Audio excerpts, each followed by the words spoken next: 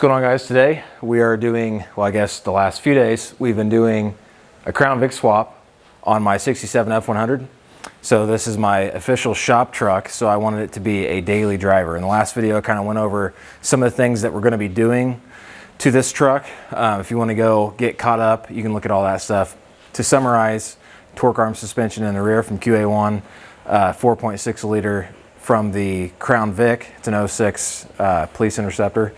So, and then the front suspension from the same Crown Vic. I'm shooting this video actually after the swap was done. We're going to go back and show you all of the footage that I have of putting that in there.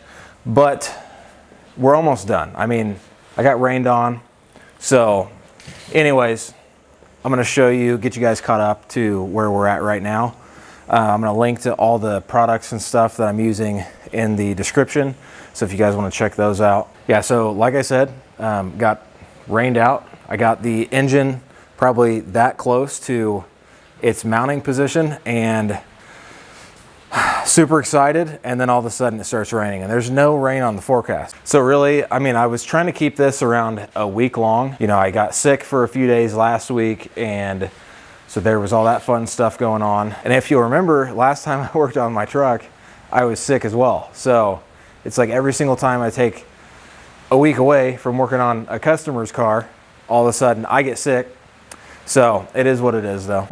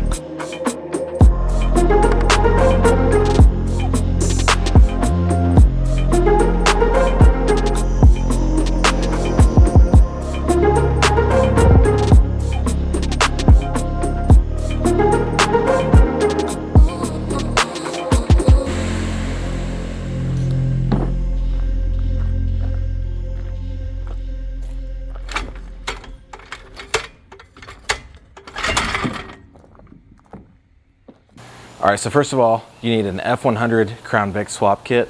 They sell them everywhere. I mean, there's places that make them over in like China, and there's people that make them here locally. But the Chinese ones are all pretty similar. So, I mean, it depends on who you're talking to, but somebody may tell you to go with a certain company. I just went with a US made one that I found on Amazon. So you know how that goes. That may not even be USA made. All right, so the Crown Vic swap kit, I'm gonna show you later in the video, but basically the engine, transmission are out. It might get windy here. Whole dog house is sitting there, front clip, whatever you want to call it. Bunch of miscellaneous parts and stuff, but here is currently what we're working with right now. So this side right here is exactly what you want both sides to look like. So there's some rivets in all those holes, or I don't know about all of them, but you get what I'm saying. So basically you can drill them out, you can grind them out, you can even like use an air chisel and just pop the heads of them off. Mine were still sturdy enough where that wasn't working for me. All right, so that whole cross member right there gets completely removed, and then you're left with something like this. So I just basically cut it, and you get this left in there. I've taken a couple little things out over here, but they're really poorly welded on there. So it's, you know, on the stuff right here on the side, you can honestly just kind of cut it and just bend it and break the welds. So they did a pretty poor job of welding that. But over here, the top, it's sloppy, but it's a lot stronger welds. So, but as you can see over here on the passenger side, the one that I've already done, it's all completely opened up.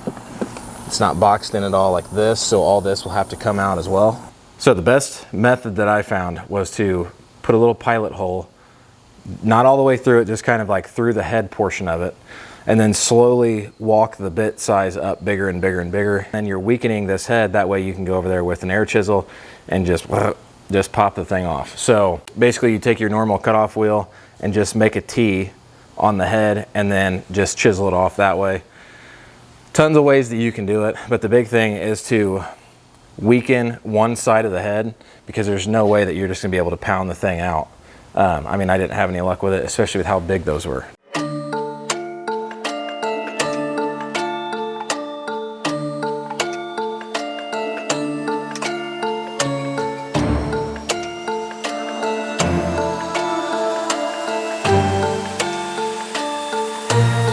All right guys, making some serious strides. So on the front here, you can see I have the alignment pin going through the bottom of the frame rail. So it's lining up pretty good, both sides. So this is a weld through primer. I always coat everything in a weld through primer, especially since I'm outside and it rains every other day. But this is actually a self-etching weld through primer. So it's kind of like a 2-in-1. So then I'll follow it up with some normal paint to protect it from rust. So anyways, all right, so I want to show you how this system works. So basically this little plate goes in here. You kind of have to jiggle it around. It might be a two-hand job. Hang on a second. Oh, there it goes. Oh my God. There it goes. Okay, so that goes in there just like that, and you're gonna make sure that the pin is actually sitting up in there real nicely, and it is. So you can see this gap right here is really good, very weldable gap. So then I take a ton of measurements, but this plate will obviously go on the other side too, and then I always take measurements, you know, from reference points on the frame. So like this same hole is similar side to side. We know that we're actually using this front hole, so I just kind of wallered it out to get the pin to go up in there. And then I take a measurement from the inside of this to the frame rail just to make sure that it's same side to side here. And then I make sure that it's like sitting square with the frame. So this is just kind of the mock-up before we go and actually weld all these seams, put the plate in there, and then weld it to the frame permanently. But the next step that we're going to do is these bottom mounting holes to put this whole assembly in here. We're going to mark that on the bottom of the frame rail, make the hole. The easiest way to do that is probably a step bit. So I'm going to put a pilot hole up through there to get it centered, and then get the correct size for the bolts with the step bit. Also with this whole front assembly, these are going to be our engine mounting tabs. So that's where the engine's going to sit. The bolt comes up through the bottom, I believe, or down from the top, I forget. But we'll figure that out. But the engine just sits right on there, gets bolted in. And then since we're using the transmission, we just need to see if there's going to be any interference issues. Hopefully not with the transmission tunnel. I don't think there's going to be, but we'll figure all that out. Also, one other thing I wanted to point out real fast, we can use this sway bar because it's, again, going to sit right there like that. So we'll just have to take the tabs from the Crown Vic and reuse them. I'm going to try to. And if they line up with the frame rail, then we're good, which obviously they should. It's the same frame width. But for this video, hopefully we're just going to get everything welded in and then get the whole front assembly on there, and then we'll go forward in the next video.